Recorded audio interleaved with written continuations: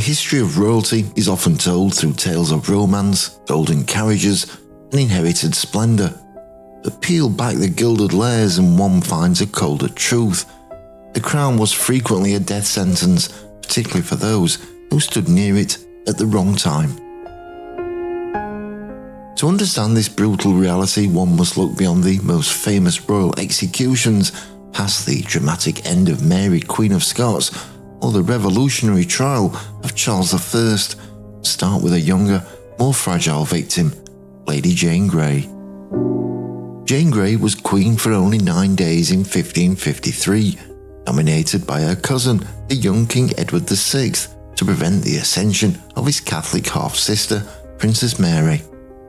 When Mary successfully claimed the throne, Jane was swiftly deposed and imprisoned in the Tower of London. Though convicted of treason in November 1553, Queen Mary initially hesitated to enforce the sentence. Mary believed Jane was merely a pawn, a victim of her father-in-law's ambition, the Duke of Northumberland, who had already been executed, and felt her conscience would not permit the killing of her young cousin. This temporary mercy, however, evaporated the moment Jane became a rallying point of political dissent. Her fate was sealed when her father, Henry Grey, joined Wyatt's rebellion against Queen Mary's intended marriage to Philip of Spain. Jane, though innocent of this new plot, instantly transformed from a confined prisoner into a live existential threat to the stability of the new regime. The decision to execute her was driven purely by the need to eliminate any alternative claimant to the throne, ensuring political stability at any cost. On February 12, 1554, Jane was executed at the age of 16. The very executioner felt the weight of the injustice, reportedly asking the young woman for forgiveness before carrying out the beheading. Her death demonstrates that the law became a cold instrument of political necessity, overriding any sense of personal guilt or royal kinship.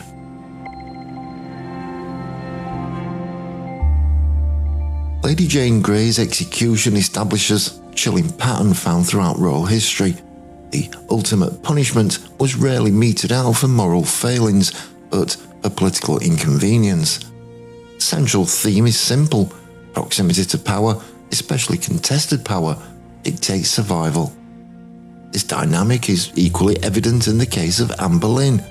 Anne, Queen of England and Henry VIII's second wife, was executed in 1536 after only 3 years of marriage. Her downfall was a direct consequence of court politics, fueled by the king's desperate need for a male heir and his desire to marry Jane Seymour.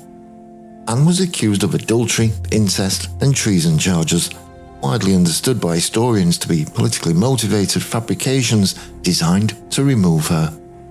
Henry VIII even arranged for a skilled French sworder to perform the beheading, seeking a cleaner, swifter death than an English axe might provide. This final small courtesy does not mask the reality. Anne's death was the brutal silencing of a woman who had risen too far and had failed a dynastic obligation. The ultimate historical evolution of this dynamic came with the trial and execution of King Charles I in 1649. Unlike Jane or Anne, who were executed as reigning monarchs, Charles I was convicted of treason and executed by his own parliament for waging war against his subjects.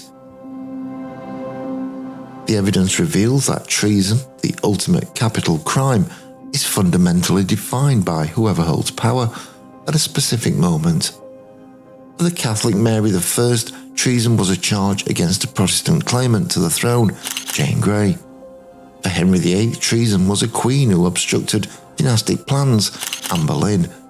And for the parliamentarians, treason was a king who defied the rule of law, Charles I.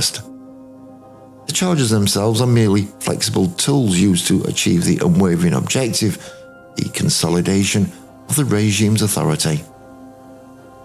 When historical figures like Anne Boleyn and Lady Jane Grey are discussed today, the focus often centres on tragic romance.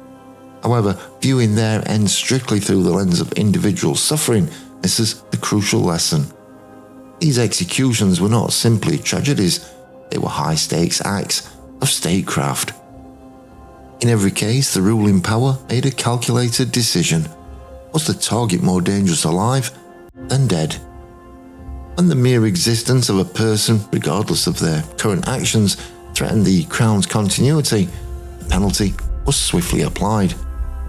Lady Jane Grey's fate confirms that once a person is identified as a threat to the political system, their high status only guarantees a swift conviction, not immunity. The history of royal execution is therefore a study in the cold, transactional nature of governance, peeling back the romanticised layers to show how power always determines survival. Join me next time as we continue our look into the execution. In early modern England, capital punishment was not uniformly applied. The method of death was tiered according to the condemned person's social rank, underscoring the rigid hierarchy of society even in death.